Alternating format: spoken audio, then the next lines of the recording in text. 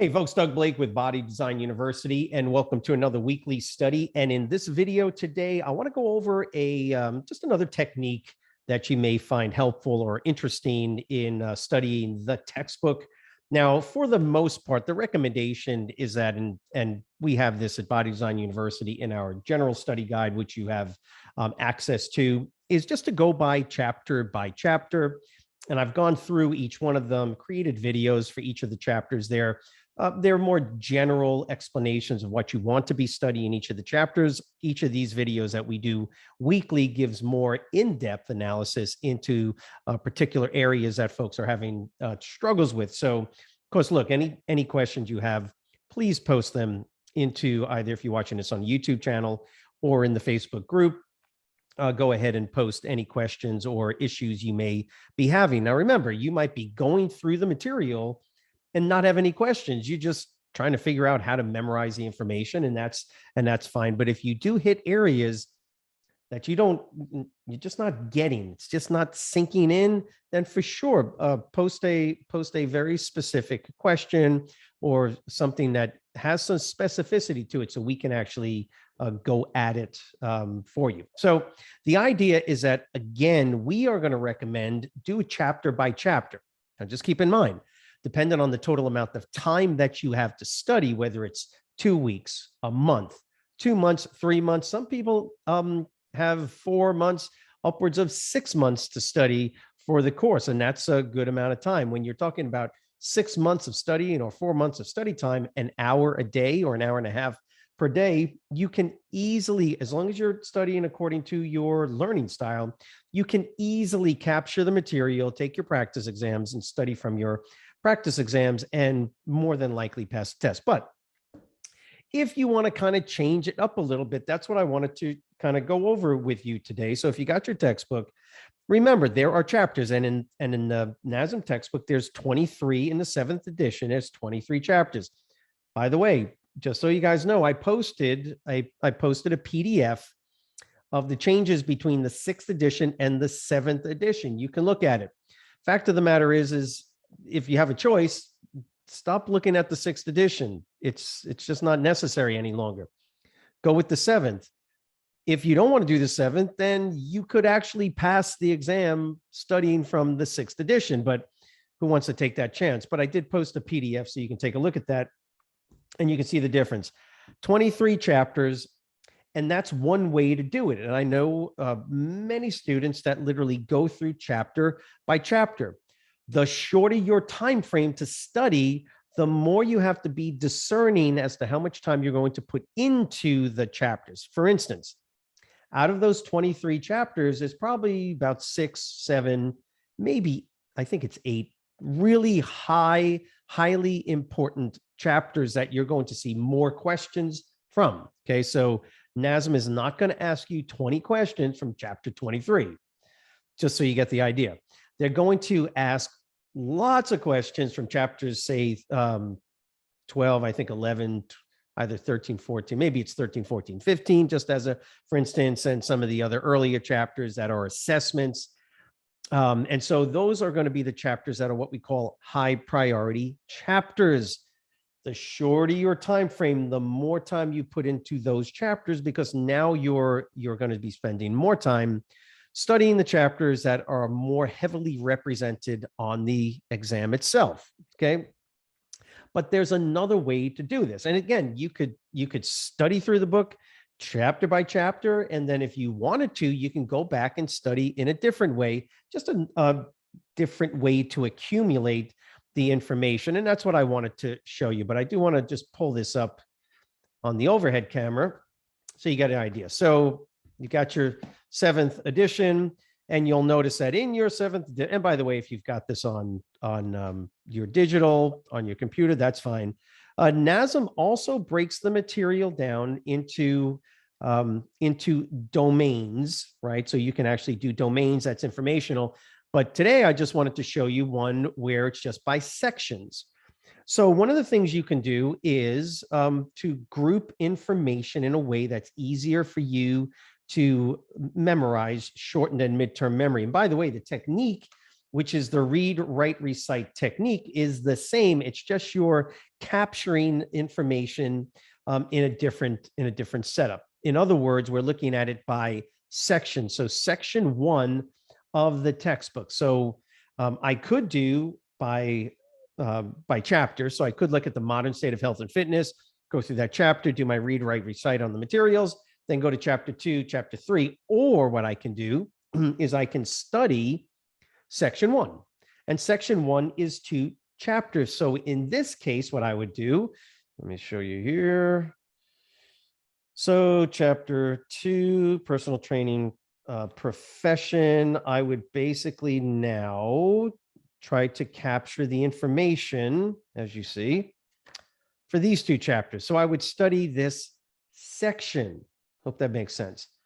I could study the material chapter by chapter, read, write, recite the information using magic markers, colored pencil, whatever the case is, whatever my learning style is. This is not about learning style. This is about grouping the information in a way that may make more sense, or at least give you another option. So this is another way to do your studying. So you can put in your calendar schedule. I'm going to study section 1 for the first 3 or 4 days of my study schedule, study section 2 for the next week, or whatever the case is, until you've gone through all of your sections, right? And those sections are composed of these individual chapters. So section 1, right, would be one grouping of information, chapters 1 and 2, and that's your section 1. Then what you would do is you would look to section 2, which is another 2 chapters, the psychology of exercise, behavioral coaching.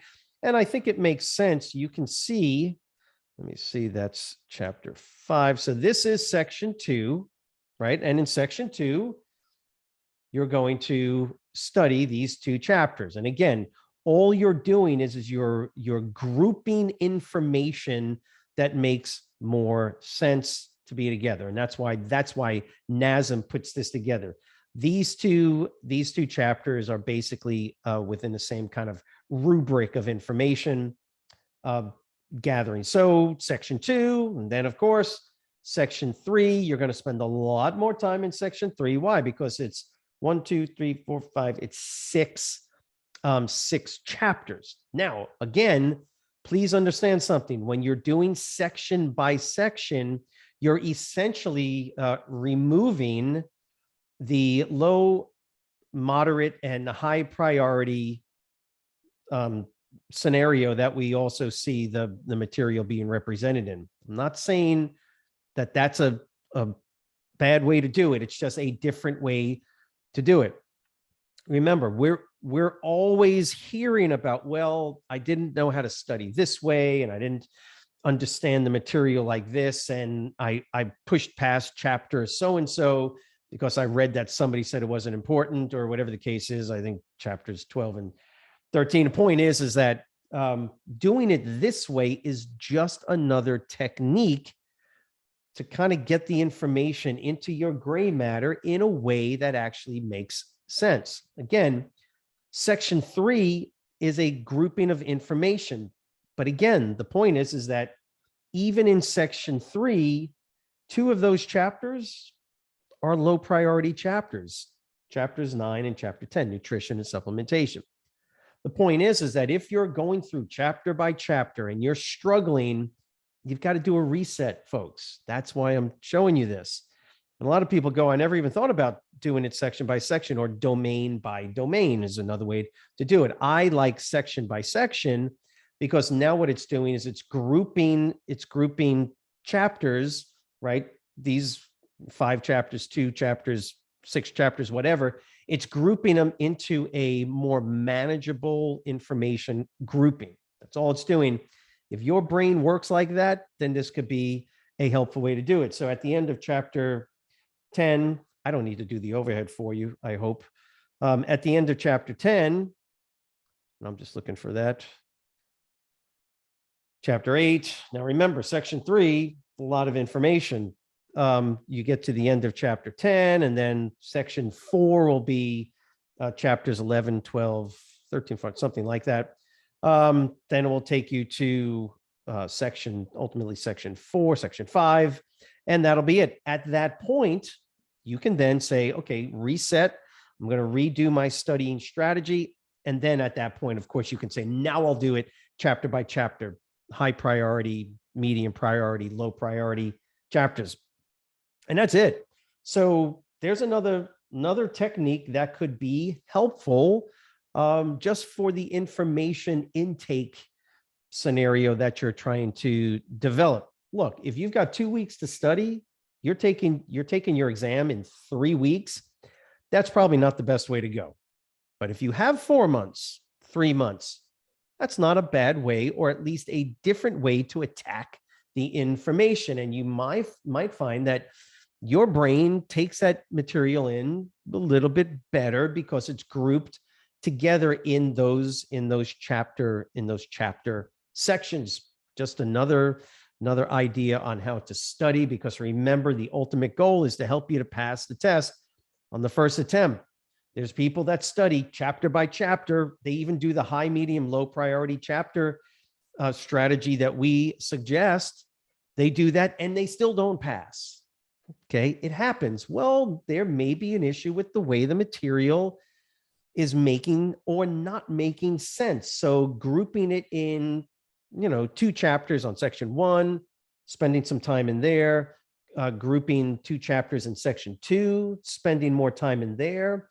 That may be the scenario that helps. I will tell you this: if you do find section level type of studying helpful, please let us know in the comments because it's helpful for other students. Remember, ultimately, we want students to be looking at the post responses and comments that other students are making, because somebody out there is going to help you to get the connection you need to get that information so that you can then pass the exam. And that is the goal. Please subscribe to our YouTube channel if you're watching it on YouTube, and make sure you hit the bell so that you know when the new videos are coming out. As always, it's a pleasure helping you out with your NASM study. Let us know how we can be of assistance, and we'll see you next week. Thanks. Bye.